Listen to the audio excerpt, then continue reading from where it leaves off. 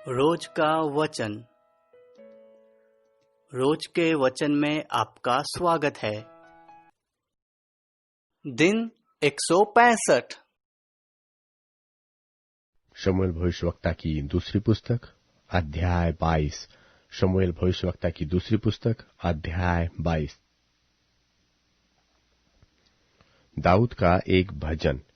और जिस समय यहोवा ने दाऊद को उसके सब शत्रुओं और शाऊल के हाथ से बचाया था, तब उसने यहोवा के लिए इस गीत के वचन गाए।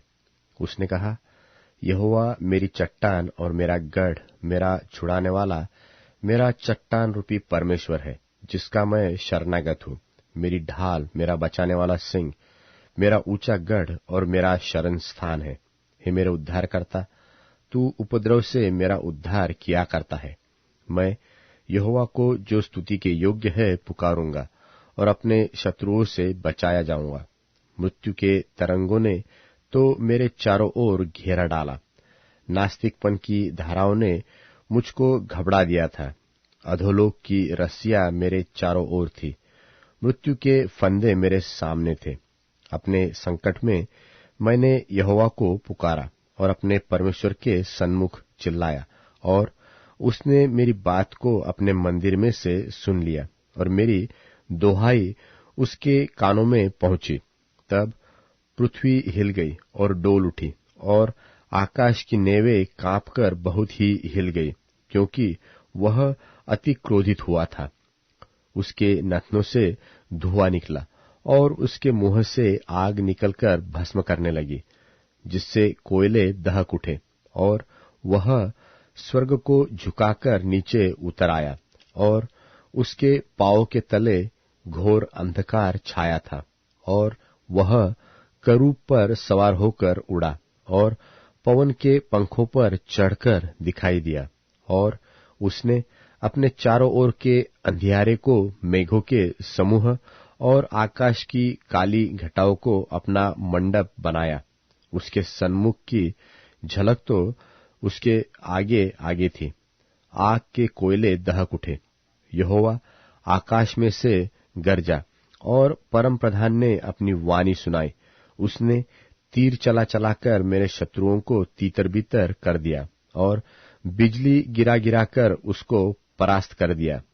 तब समुद्र की थाह दिखाई देने लगी और जगत की नेवें खुल गई।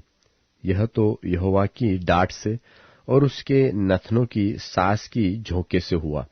उसने ऊपर से हाथ बढ़ाकर मुझे थाम लिया और मुझे गहरे जल में से खींचकर बाहर निकाला। उसने मुझे मेरे बलवंत शत्रु से और मेरे बैरियों से, जो मुझसे अधिक सामर्थी थे, मुझे छुड़ा लिया। उन्होंने मेरी विपत्ति के दिन मेरा सामना तो किया, परंतु यहोवा मेरा आश्रय था, और उसने मुझे निकालकर चौड़े स्थान में पहुंचाया। उसने मुझको छुड़ाया, क्योंकि वह मुझसे प्रसन्न था। यहोवा ने मुझसे मेरे धर्म के अनुसार व्यवहार किया। मेरे कामों की शुद्धता के अनुसार उसने मुझे बदला दिया, क्योंकि मैं यहोवा के मार्गों पर चलता रहा और अपने परमेश्वर से मुंह मोड़कर दुष्ट न बना। उसके सब नियम तो मेरे सामने बने रहे, और मैं उसकी विधियों से हट न गया, और मैं उसके साथ खरा बना रहा और अधर्म से अपने को बचाए रहा, जिसमें मेरे फंसने का डर था। इसलिए यहोवा ने मुझे मेरे धर्म के अनुसार बदला दिया, मेरी उस शुद्धता के अनुसार जिसे वह देखता था। दयावंत के साथ तू अपने को दयावंत दिखाता, खरे पुरुष के साथ तू अपने को खरा दिखाता है। शुद्ध के साथ तू अपने को शुद्ध दिखाता, और टेढ़े के साथ तू तिरछा बनता है, और दीन लोगों को तो तू बचाता है, परंतु अभिमानियों पर दृष्टि करके उन्हें नीचा करता है।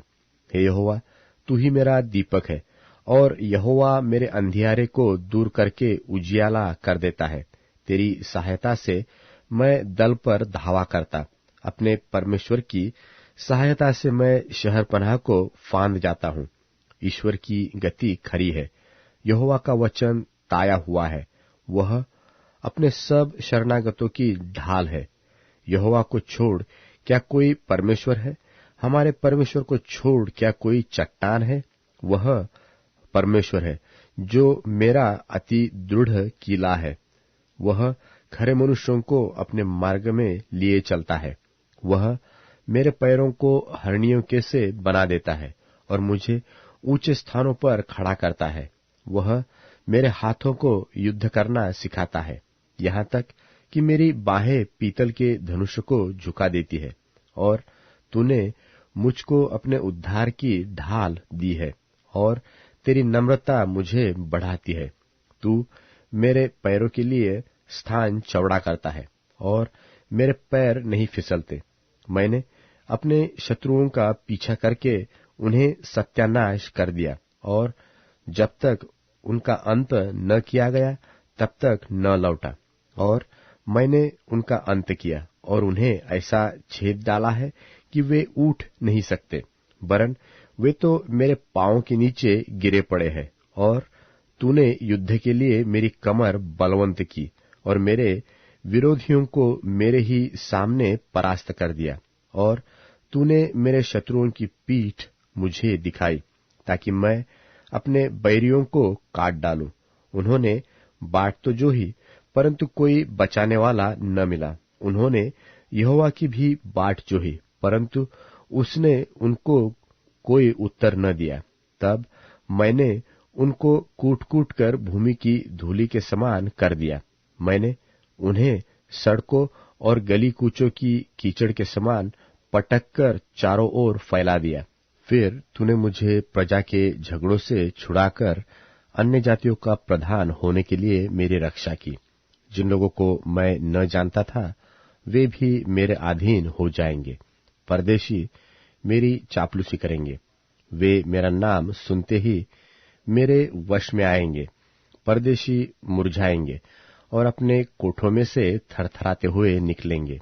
यहोवा जीवित है, मेरी चट्टान धन्य है, और परमेश्वर जो मेरे उद्धार की चट्टान है उसकी महिमा हो। धन्य है मेरा पलटा लेने वाला परमेश्वर, जो देश देश के लोगों को मेरे वश में कर देता है और मुझे मेरे शत्रुओं के बीच से निकालता है। हाँ, तू मुझे मेरे विरोधियों से ऊंचा करता है और उपद्रवी पुरुषों से बचाता है। इस कारण हे यहोवा, मैं जाति जाति के सामने तेरा धन्यवाद करूंगा और तेरे नाम का भजन गाऊंगा। वह अपने ठहराए हुए राजा का बड़ा उद्धार करता है।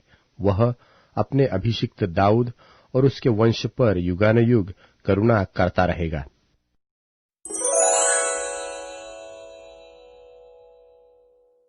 शमूएल भविष्यवक्ता की दूसरी पुस्तक अध्याय 23। शमूएल भविष्यवक्ता की दूसरी पुस्तक अध्याय 23। दाऊद के जीवन के अंतिम समय के वचन। दाऊद के अंतिम वचन ये है, ईशे के पुत्र की यह वाणी है, उस पुरुष की वाणी है जो ऊंचे पर खड़ा किया गया और याकूब के परमेश्वर का अभिषिक्त और इस्राएल का मधुर भजन गाने वाला है।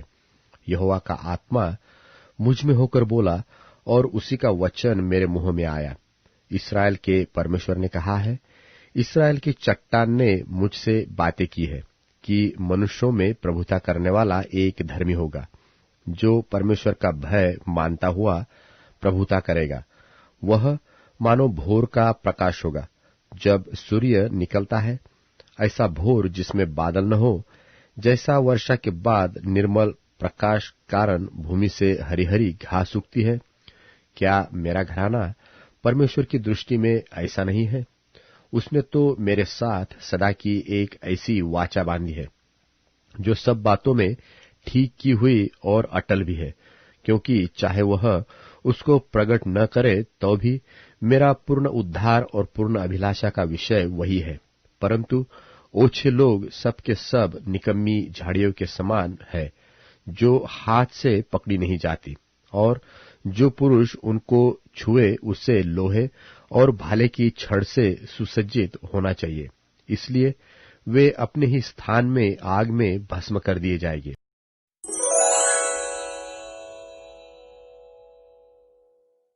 प्रेरितों के काम अध्याय 9। यीशु मसीह के शिष्यों को धमकी देने और जान से मारने के साथ ही शाऊल प्रधान पुरोहितों के पास पहुंचा। उसने दमिश्क के आराधनालयों के लिए अनुमति पत्र मांगा, इसलिए कि वह यीशु के मानने वाले स्त्री पुरुषों को बांधकर यरूशलेम ला सके। वे दमिश्क के पास पहुंचा ही था कि अचानक उसके चारों तरफ आकाश से प्रकाश चमका। वह जमीन पर गिर गया और ये आवाज सुनी, शाऊल, शाऊल, तुम मुझे पीड़ा क्यों दे रहे हो? उसने कहा, आप कौन हैं प्रभु? यीशु ने कहा, मैं यीशु हूं जिसे तुम पीड़ा दे रहे हो। यीशु ने उससे कहा, उठो, शहर में जाओ और तुम्हें बतलाया जाएगा कि तुम्हें क्या करना चाहिए। जो लोग उसके साथ यात्रा कर रहे थे वे मुंह बंद किए खड़े रहे। वे आवाज तो सुन रहे थे लेकिन कोई दिख नहीं रहा था।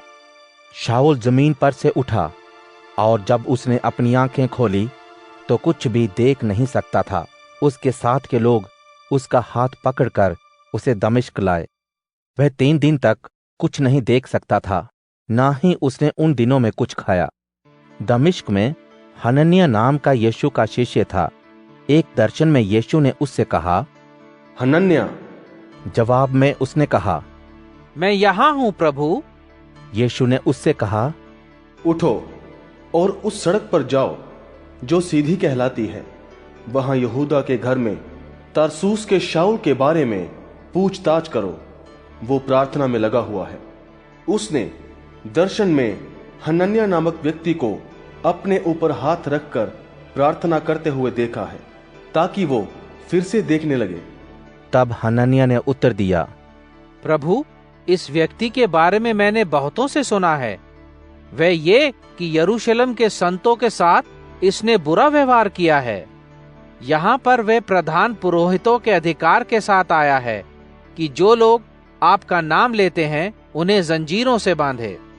लेकिन यीशु ने उससे कहा, जाओ, क्योंकि वो मेरा चुना हुआ है, ताकि राजाओं और इस्राएलियों के सामने मेरी गवाही दे। मैं उसे दिखाऊंगा कि मेरे नाम के लिए उसे कितना दुख उठाना पड़ेगा। हनन्याह ने जाकर घर में प्रवेश किया और अपने हाथों को उस पर रखकर कहा, भाई शाऊल, प्रभु यीशु ने जो तुम्हें सड़क पर जाते समय तुम्हें दिखे थे, मुझे तुम्हारे पास भेजा है ताकि तुम्हारी आंखें खुल जाएं और तुम पवित्र आत्मा से भर जाओ। तुरंत उसकी आंखों से छिलके के समान कुछ गिरा। तुरंत उसकी आंखों में रोशनी आ गई। वह उठा और उसे बपतिस्मा दिया गया। जब उसने खाना खाया तो उसे ताकत मिली। तब वह उन शिष्यों के साथ ठहर गया जो दमिश्क में थे। तुरंत वह आराधनालय में यह संदेश देने लगा कि यीशु मसीह परमेश्वर के बेटे हैं। लेकिन जिन्होंने उसे सुना वे आश्चर्य से भर गए और कहा, क्या ये वही नहीं जो यरूशलेम में यीशु के कहलाने वालों को नाश करता था? यहाँ भी वह इसलिए आया है कि ऐसे लोगों को प्रधान पुरोहित के पास बांध कर ले जाए। लेकिन शाऊल और भी सामर्थी होता गया। वे दमिश्क में रहने वाले यहूदियों को सबूत दिया करता था कि यीशु ही मसीह हैं। काफी दिनों के बाद यहूदियों ने उसे मार डालने की योजना बनाई, लेकिन पौलुस को इस बात की खबर लग गई। वे दिन रात फाटक पर इस बात की तलाश में बैठे रहते थे कि पौलुस को किस तरह खत्म कर डालें। तब शिष्यों ने रात में उसको टोकरे में रखकर दीवार से लटकाकर बाहर कर दिया। जब शाऊल यरूशलेम आया, उसने कोशिश की कि शिष्यों के झुंड में मिल जाए, लेकिन वे सभी उससे डरे हुए थे। उन्हें विश्वास नहीं हुआ कि पौलुस यीशु का शिष्य बन चुका है। लेकिन बरनबास उसे प्रेरितों के पास लाया और बताया कि पौलुस ने दमिश्क जाते समय सड़क पर यीशु को देखा था। ये भी कि यीशु ने उससे बातचीत की, और यह कि यीशु के नाम में दमिश्क में साहस से संदेश दिया। वह उनके साथ यरूशलेम में रहा और आता जाता रहा। यीशु के संबंध में वह दिलेरी से बोलता रहा। वह यूनानी बोलने वाले यहूदियों के साथ बहस करता रहा, लेकिन वह उसे मार डालना चाहते थे। जब भाइयों को यह मालूम हुआ, वह उसे कैसरिया लाए और तरसूस को भेज दिया। सारे यहूदिया, गलील और समरिया की मंडलियों में शांति बनी रही। मजबूती आती गई और प्रभु के डर में चलने के साथ पवित्र आत्मा की शांति के साथ चर्च संख्या में भी बढ़ता गया।